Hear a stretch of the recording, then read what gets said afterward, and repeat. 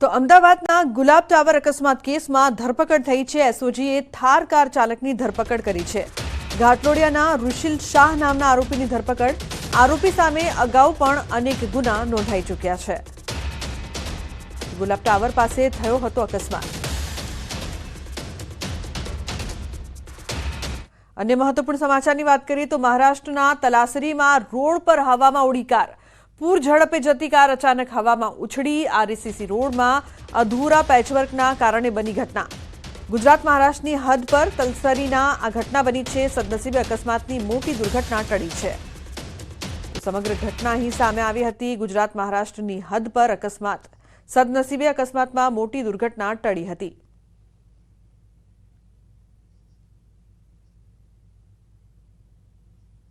बेफाम डम्परे વધુ એકનો ભોગ લીધો છે। વડોદરામાં ડમ્પરની અડફેટે બાઇક ચાલકનું મોત નીપજ્યું છે।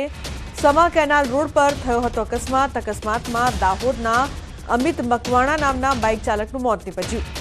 અકસ્માત બાદ ચાલક ડમ્પર મૂકીને સ્થળ પરથી ફરાર। જો કે સ્થળ પર પોલીસ આવી જતા ડમ્પર ચાલક સ્થળ પર પરત આવ્યો હતો।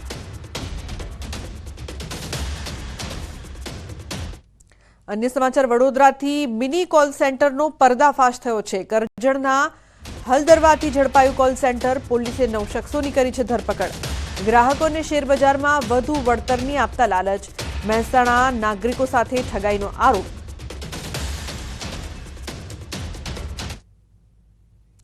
પાટણમાં પુષ્પા સ્ટાઇલનો પર્દાફાશ થયો છે। આંધ્રપ્રદેશમાંથી ચંદન લાવ્યા હોવાનો ખુલાસો। 2.5 કરોડનું 4.5 ટન ચંદન હોવાનો ખુલાસો થયો છે। ચંદનની ચોરી કરનાર 3 શખ્સોની અટકાયત। આંધ્રપ્રદેશના સંદુપાલીમાંથી ચંદન લાવ્યા હતા। શાકભાજીની આડમાં ચંદન લાવવામાં આવ્યું હતું।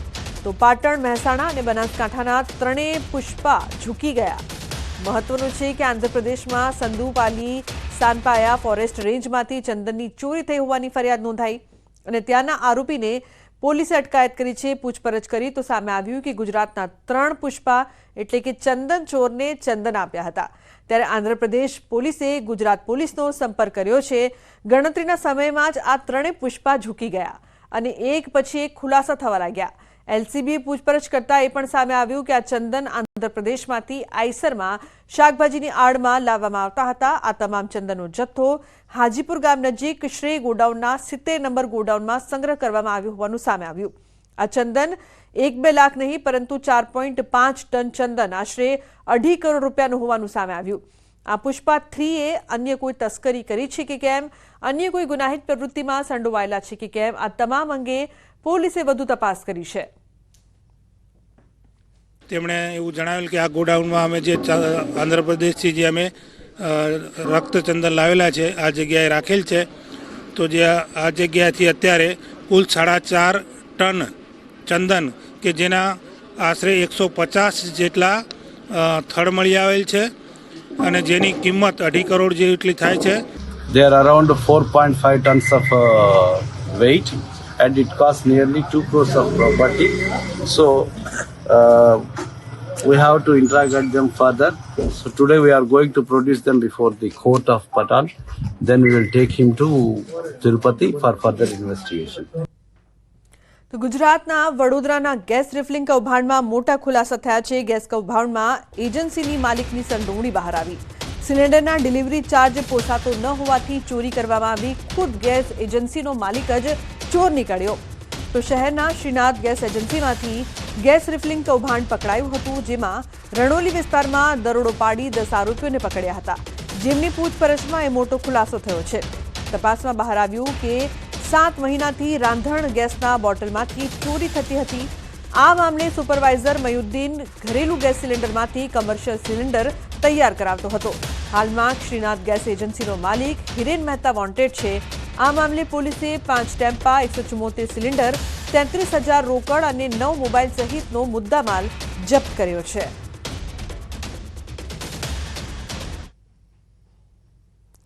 અમદાવાદ પોલીસની નવી પહેલ સામે આવી છે। રિવરફ્રન્ટ પર પોલીસ ઇલેક્ટ્રિક સ્કૂટરથી કરશે પેટ્રોલિંગ। મહિલાઓની સુરક્ષા અને મોર્નિંગ વોક માટે આવતા લોકોની કરશે સુરક્ષા। શ્રી ટીમ દ્વારા કરવામાં આવશે પેટ્રોલિંગ।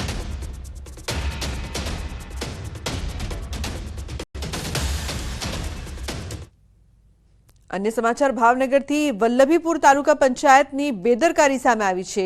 रेकॉर्ड रूमनी अवदशा सामे आवी। महत्वना दस्तावेजो रझळती हालतमां जोवा मळ्या। कचेरीनी पाछळना भागे पस्તીની જેમ જોવા મળ્યા। દસ્તાવેજોને કચરાનો ઢગલો બનાવી દેવાયો। મહત્વની ફાઇલ રઝળતી હાલતમાં જોવા મળી હતી।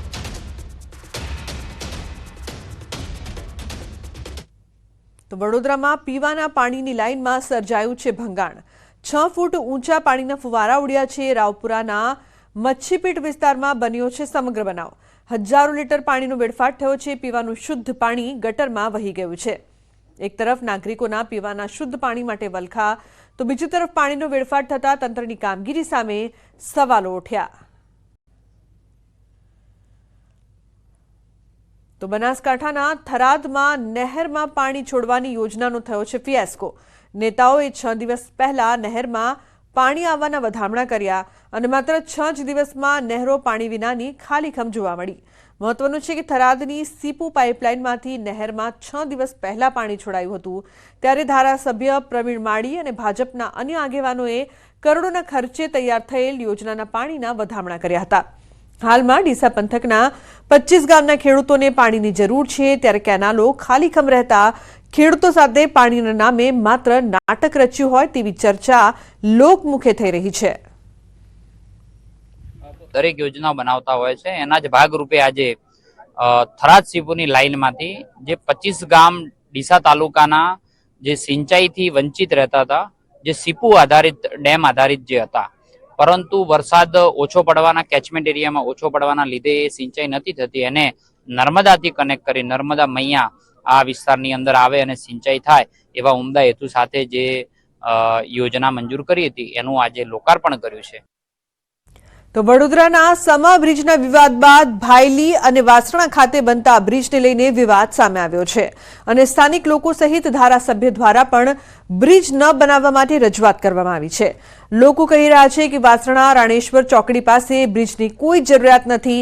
નાના મોટા દબાણો હટાવી દેવામાં આવશે તો પણ ટ્રાફિક સમસ્યાનો હલ થઈ જશે અને જો બ્રિજ બનાવવામાં આવે તો વેપારીઓને પણ મોટા પાયે નુકસાનની ભીતિ સેવાઈ રહી છે। આથી લોકોએ પોતાના કોમ્પ્લેક્સ બહાર રાજકીય પક્ષોને વોટ નહીં આપવામાં આવે તેવા બેનરો પર લગાવીને વિરોધ કર્યો છે। આ સાથે ધારાસભ્યએ પણ બ્રિજ ન બનાવવામાં આવે તેવી રજૂઆત કરી છે। ત્યારે કમિશનરે તમામની રજૂઆતોને ધ્યાનમાં લઈને અમે વધુ અભ્યાસ કરીશું, જરૂર જણાશે તે પ્રકારની કાર્યવાહી કરવામાં આવશે તેવું કહ્યું છે। આ તમારો જે બ્રિજ છે એ બ્રિજ જે તૈયાર થશે ત્યાર સુધી લગભગ તો ત્યાં આગળ એટલું બધું બાંધકામ થઈ ગયું હશે કે પાણી નર્મદા કેનાલમાંથી ત્યાં છોડવું જરૂરી નહીં હોય એવું થઈ જશે।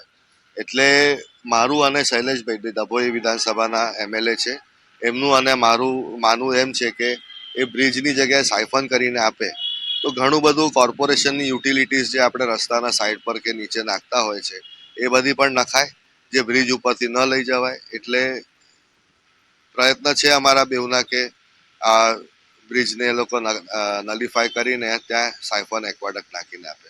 સ્થાનિક લોકોએ થોડીક રજૂઆત મારી જોડે 2 દિવસ પહેલાં માન્ય ધારાસભ્યની હાજરીમાં કરી ગયા છે કે બ્રિજ ત્યાં ન થવો જોઈએ। એટલે ઓલરેડી બ્રિજ મંજૂર થઈ ગયું છે, વર્ક ઓર્ડર આપી દીધું છે, પણ તેમ છતાં એ લોકો કહે છે એટલે એકવાર અમે ટેકનિકલી એને રીલુક કરી લેવાના છીએ અને પછી એમાં અમે આગળ વધશું। પણ અમે કીધું એ પ્રમાણે અમારો આશય એ જ છે કે મોબિલિટીમાં વધારો થાય। અહીંયા બ્રિજની ખરેખર જરૂર તો છે જ નહીં। અહીંયા બ્રિજની જરૂર કેમ નથી એનું કારણ એ છે કે ટ્રાફિક સાંજે ખાલી 1 થી 1.5 કલાક માટે થાય છે, એ પણ મેન સર્કલને લીધે થાય છે। જે સર્કલ પર સાંજના ટાઈમે જે ઓફિસની ને કંપનીની મોટી મોટી બસો અહીંથી નીકળે છે એ લોકોને જે ટર્ન લેવામાં પ્રોબ્લેમ પડે છે ત્યારે ટ્રાફિક થાય છે, બાકી એકચ્યુઅલીમાં અહીંયા ટ્રાફિક થતો નથી। તંત્રએ અહીંના લોકલ નિવાસી રહેવાસીઓને વિશ્વાસમાં લીધા પછી ફ્લાયઓવર ડિસાઇડ કરવો જોઈએ, ન કે એમની પર આ ફ્લાયઓવરનું ડિસિઝન થોપી દેવું જોઈએ। આ એક થોપેલો નિર્ણય કહેવાય। પહેલા ગ્રાઉન્ડ લેવલ પરની સમસ્યાઓને દૂર કરે, જે બધા દબાણ છે એ હટાવે તો ટ્રાફિકની સમસ્યાઓ નહીં રહે। 793 મીટર ઓનલી લંબાઈનો બ્રિજ છે, જે ખરેખર 24 મીટરના રોડ પર બ્રિજ બનવો જ ન જોઈએ, કેમ કે જે 6 બ્રિજ સરકારે મૂકેલા છે એમાં સૌથી નાનો રોડ આપણો છે, ખોડિયાર નગરવાળાને જે 6 બ્રિજ મૂકેલા છે એમાં, તો આટલા નાના રોડ પર બ્રિજ મૂકવો એ પણ એક ખાલી 4 રસ્તા ટપાડવા માટે, તો આ સમજાતું નહોતું। એટલે અમે અમારા આવેદનો નિવેદનો આપ્યા. પછી અમે 2 દાડા પહેલા MLA શ્રીને મળ્યા, એમને અમારી વાત સાંભળી, એમને પ્રોપર લાગી એટલે અમને જોડે લઈને ત્યારે ને ત્યારે જ કમિશનર શ્રીને મળવા લઈ ગયા, એમને બી રજૂઆત કરી. તમને ક્યાં એવો ટ્રાફિક લાગે છે કે જેના માટે તમને બ્રિજની જરૂરત હોય? હા, સાંજે 7 થી 8 ની અંદર કદાચ થોડો ટ્રાફિક થતો હશે, એ પણ નોમિનલ કે જે દરેક 4 રસ્તા પર થતો હોય છે. એ જરૂરી નથી કે જે અહીંયા વાસણા રોડ પર થાય છે બીજે ક્યાંય નથી થતો. અને જે મેઇન પ્રોબ્લેમ છે ટ્રાફિકનો, એ જે 4 રસ્તા પર જે ખોદકામ ચાલુ હોય છે એના લીધે, કારણ કે અડધો રોડ બ્લોક થઈ જાય છે, એના લીધે વધારે પ્રોબ્લેમ થાય છે. વડોદરા મહાનગરપાલિકા દ્વારા મનીષા ચોકડી વાળો જે રસ્તો છે, એટલે કે ભાયલી તરફ જે રસ્તો જાય છે તેના પર એક બ્રિજ બનાવવાનું આયોજન કરવામાં આવ્યું છે. ત્યારે આ જે બ્રિજ છે તે અત્યારે વિવાદનું કેન્દ્ર બન્યો છે. ઉલ્લેખનીય બાબત છે કે વડોદરા મહાનગરપાલિકાને એમ લાગી રહ્યું છે કે આ જે વાસણા ભાયલી રોડ છે ત્યાં ટ્રાફિકનું ભારણ વધારે છે અને પીક અવર્સમાં જે રાહદારીઓ છે, વાહન ચાલકો છે, તેઓને ભારે હાલાકીનો સામનો જે છે તે કરવો પડતો હોય છે. તેના કારણે જ અહીંયા જે છે તે બ્રિજ બનાવવાનું આયોજન કરવામાં આવ્યું. પરંતુ બ્રિજ બનાવવાનું કામ જે છે તે શરૂ કરતાની સાથે જે સ્થાનિક વેપારીઓ છે, સ્થાનિક લોકો છે, તેમના દ્વારા આ જે બ્રિજ છે તેનો ભારે વિરોધ જે છે તે કરવામાં આવી રહ્યો છે. જે સ્થાનિક લોકો છે, વેપારીઓ છે, તેમનું કહેવું છે કે આ સર્કલ તમે જે સામે જોઈ રહ્યા છો તે સર્કલ જે છે તે જરૂરિયાત કરતાં ખૂબ મોટું છે, ત્યારે આ સર્કલને નાનું કરવું જોઈએ. તો આખો જે રસ્તો છે કે જ્યાં બ્રિજ બનાવવાનું આયોજન કરવામાં આવ્યું છે, એ રસ્તા પરથી જે ગેરકાયદેસર દબાણો છે જો તે દૂર કરવામાં આવે તો આ રસ્તા પરથી જે ટ્રાફિકનું ભારણ છે તે ઘટાડી શકાય. અને બીજી મહત્વની વાત એ છે કે જો અહીંયા બ્રિજ બની જાય તો લગભગ 15 થી 18 એવા કોમ્પ્લેક્સ છે કે જ્યાં વેપારીઓ પોતપોતાની દુકાનો, શોરૂમ ચલાવીને ગુજરાન ચલાવે છે. અને જો બ્રિજ બને તો ટ્રાફિક આખું ડાયવર્ટ થઈ જાય અને વેપારીઓએ રોજગારી ગુમાવવાનો વારો આવે. એટલે અત્યારે આ બ્રિજ જે છે તે વિવાદનું કેન્દ્ર બન્યો છે અને જે સ્થાનિક ધારાસભ્ય છે તેઓ લોકોની પડખે આવ્યા છે અને સ્થાનિક ધારાસભ્યએ સ્થાનિક લોકોને સાથે રાખીને જે મ્યુનિસિપલ કમિશનર છે તેમને આ બ્રિજ નહીં બનાવવા માટે રજૂઆત જે છે તે કરી છે. ત્યારે વડોદરા મહાનગરપાલિકા આ બ્રિજ બનાવે છે કે કેમ, એ તો આવનારો સમય જ બતાવશે. હાર્દિક દીક્ષિત, ન્યૂઝ 18 ગુજરાતી, વડોદરા.